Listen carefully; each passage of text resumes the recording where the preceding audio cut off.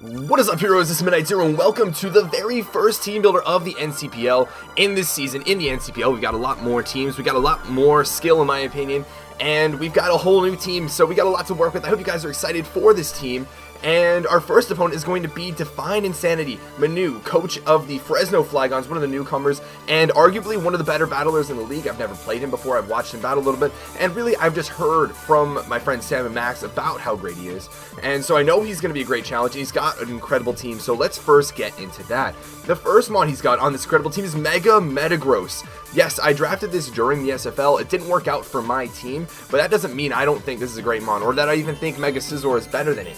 I think Metagross is honestly the best Mega Pokemon, with an incredible speed tier, an incredible bulk, special defense, and defense, in addition to solid HP stat. It's got an incredible attack stat in addition to Tough Claws, which boosts a lot of its coverage moves, like Meteor Mash, Zen Headbutt, Hammer Arm, Thunder Punch, Ice Punch. The list goes on. Even Grass Knot, if it comes down to it. This mon gets incredible coverage, incredible power, incredible speed, and bulk. It even gets priority stab. That also gets boosted by Tough Claws. So this mon is just a monster. That's exactly what it is. It's a monster. It's so difficult to deal with. And then his second pick was Toxapex, an incredible bulky threat, a massive wall, one of the first of this new generation. And look at that, it can be great defensive, or like physically defensive or especially defensive wall.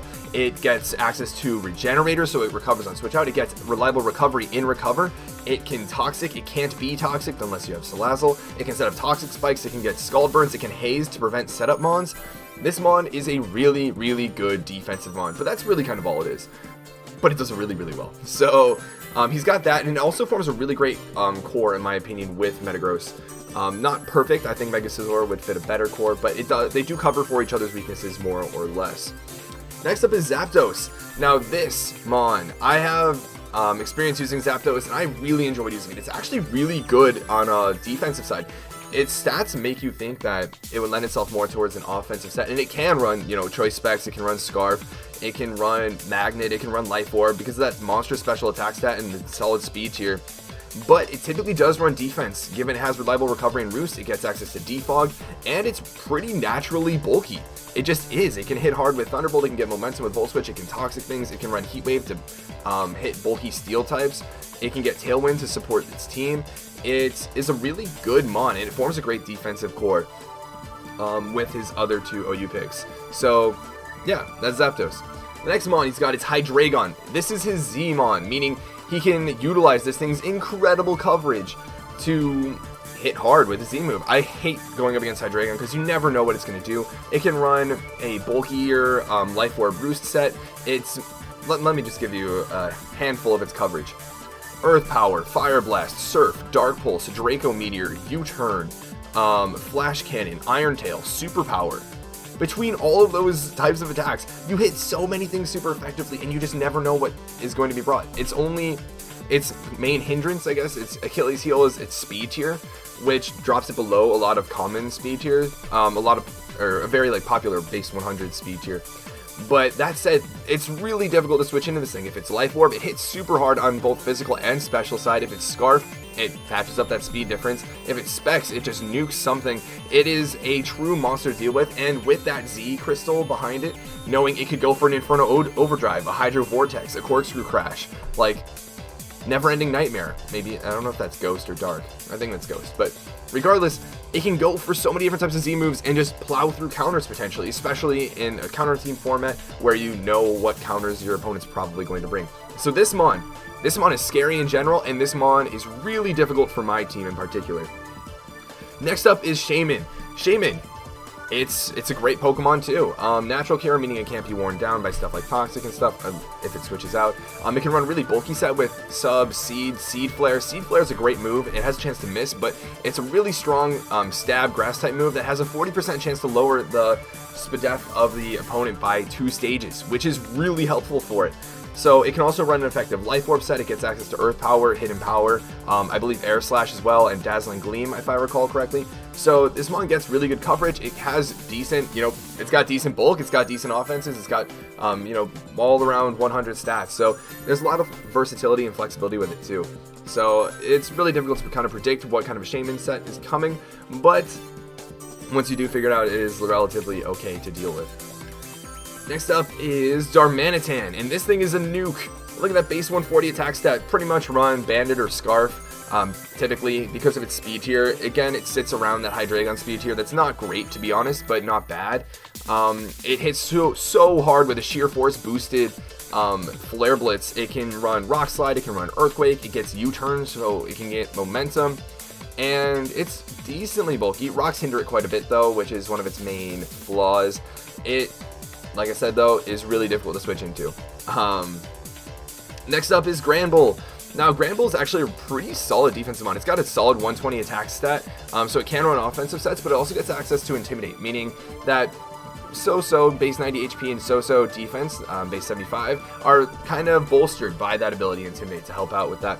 So it can run defensive sets. It gets access to Play Rough, Fire Punch, Earthquake, Heal Bell even.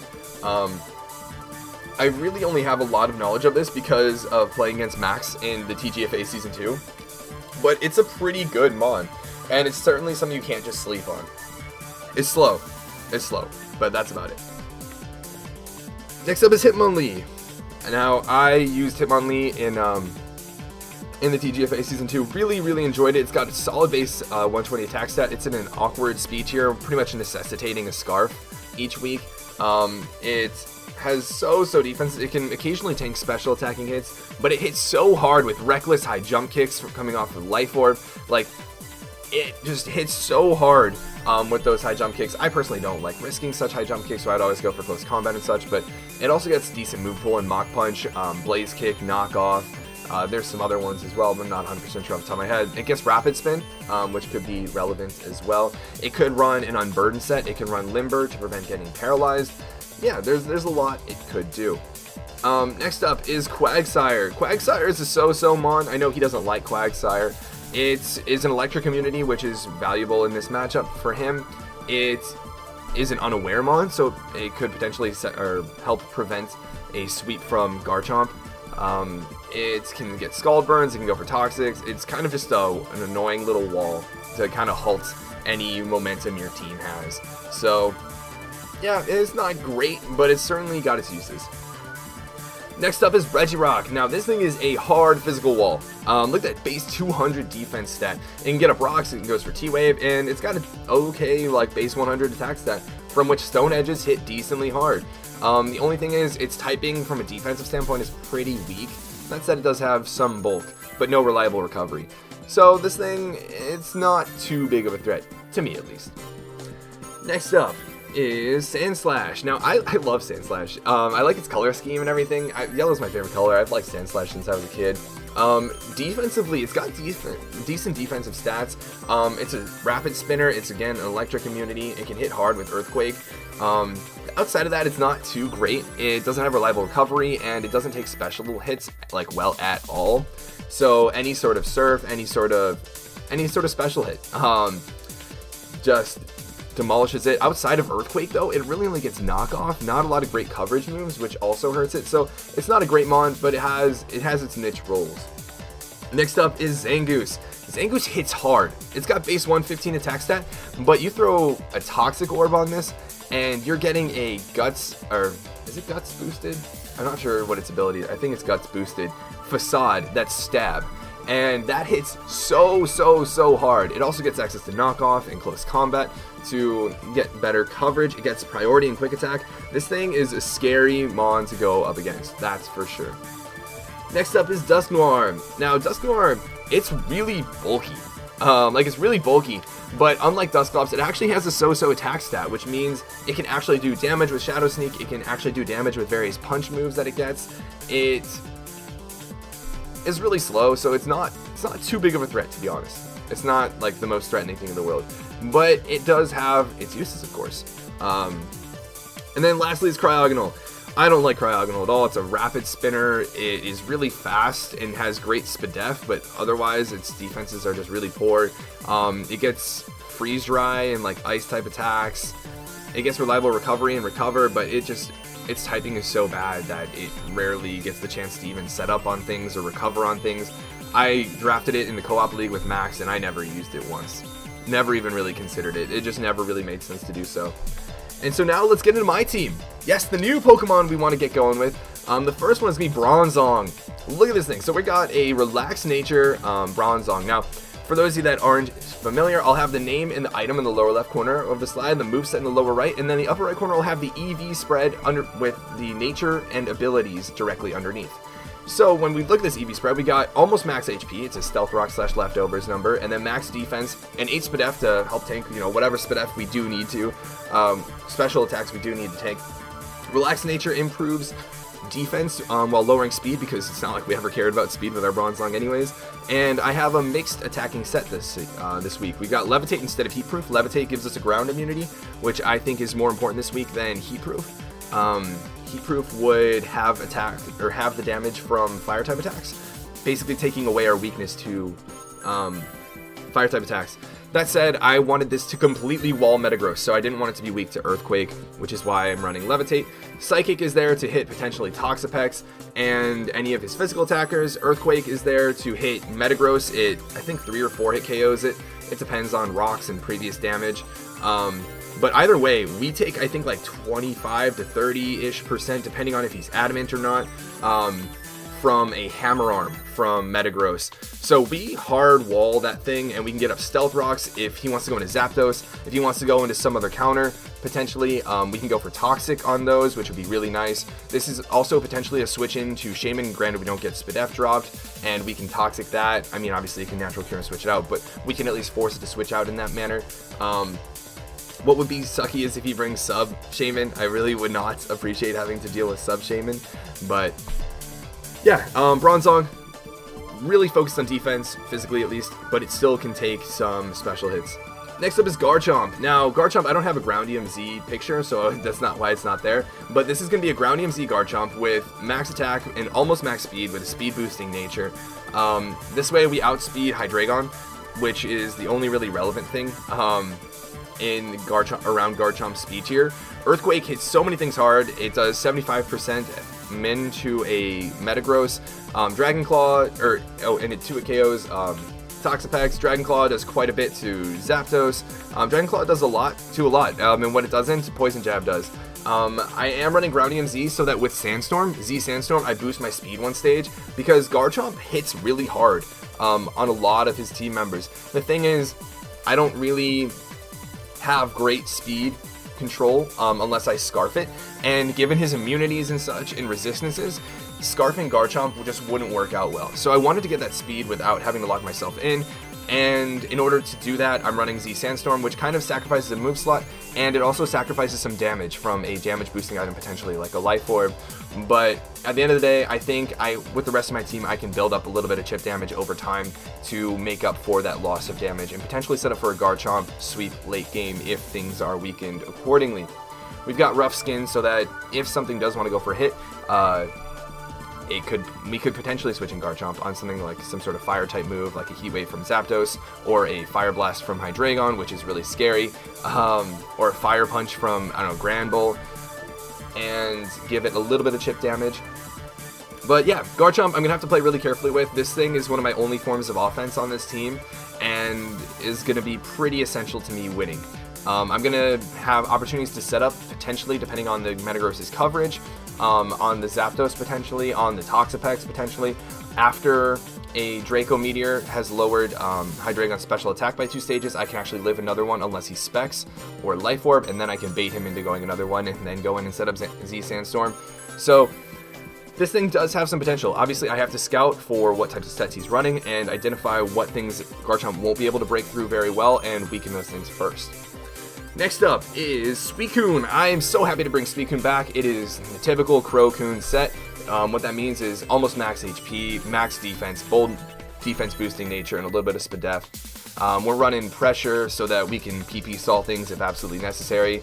Scald does decent amount of damage and can potentially get burns, helping Suicune break through or wall any physical attacker, whether it's Metagross, potentially Dusknoir, potentially Zangoose, potentially Gramble, maybe Hitmonlee, maybe even Hydreigon if he wants to do that. Definitely Darmanitan. So yeah, this thing, it walls a lot of his physical attackers. It can tank some special attacks too and get damage off. After a Calm Mind, my attacks are doing a lot more, and those special attackers start to get a little bit weaker against me. Shaman is a great answer to this, which is something I'm going to have to look out for. Sleep Talk is there so that when I do rest, when I do try to get my health back, I can Calm Mind up or Scald and get a little bit of damage, maybe burns off in the meantime, meaning that I am not just a sitting duck. That said, if it comes down to PP stalling with something like Toxapex, which with Haze, I will probably rest and then not go for any sort of attack, so that I maintain my PP while Pressure depletes their PP at double the rate that mine is. So yeah, kind of stally, but it is what it is. The next mon we've got is Scizor. Now, Mega Scizor, I'm a little so-so about this, to be honest. I'm not 100% on this mon. Mega Scizor, this is another Mega Metagross counter. It takes close to no damage from Mega Metagross's attacks. It can switch in on it. It can Pursuit it, doing 65% or so at least on its switch out. I can U-turn for momentum, I can Roost for reliable recovery, and I can Defog to get rid of hazards that he might set up. And yeah, why am I kind of so-so about this? It's really not very offensive. It makes going up against something like Shaman really difficult. It doesn't really help out with a lot of the other mons. That said, Mega Scizor is kind of hard countered by Zapdos and Toxapex, so I don't expect to be doing a lot of offensive work with Mega Scizor this week anyways. Yeah, so that's the Mega Scizor. Pursuit Trap isn't just for Metagross, it's for anything that Scizor kind of forces out, meaning I get little bits of chip damage on things.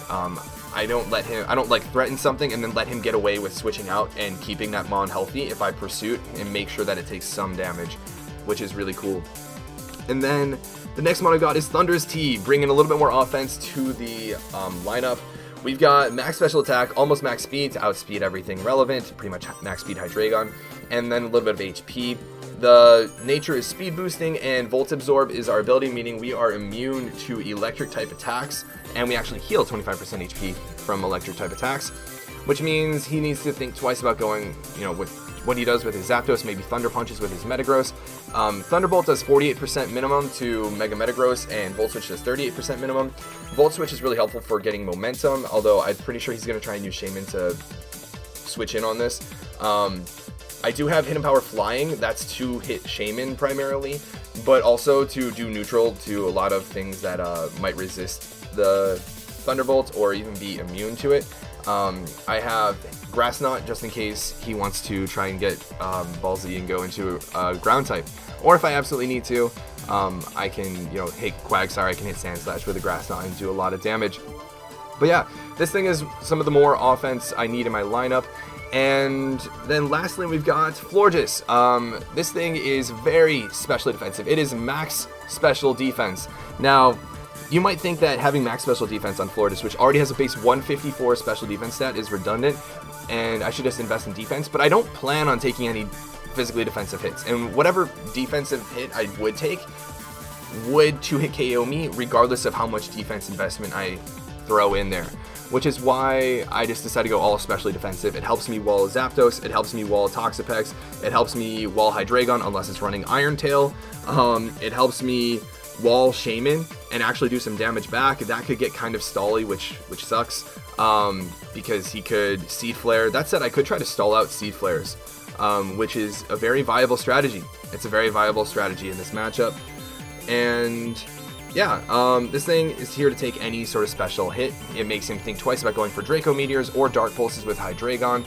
I do anticipate a potential Corkscrew Crash on Hydreigon to deal with Florges, as it is a pretty natural switch-in.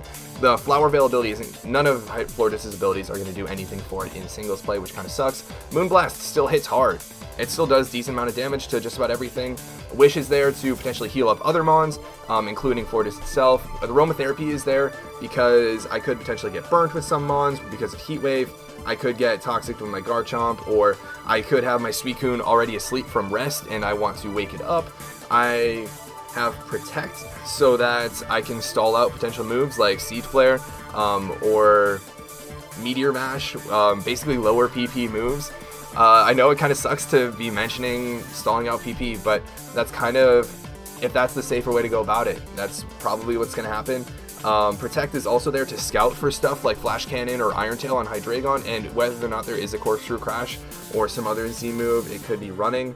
Or to get a little bit of leftovers. If he specs Modest Flash Cannon, I think if I take one of those and I get leftovers, and then I protect and get leftovers, I should be able to take one more, and obviously threaten/kill with a Moonblast.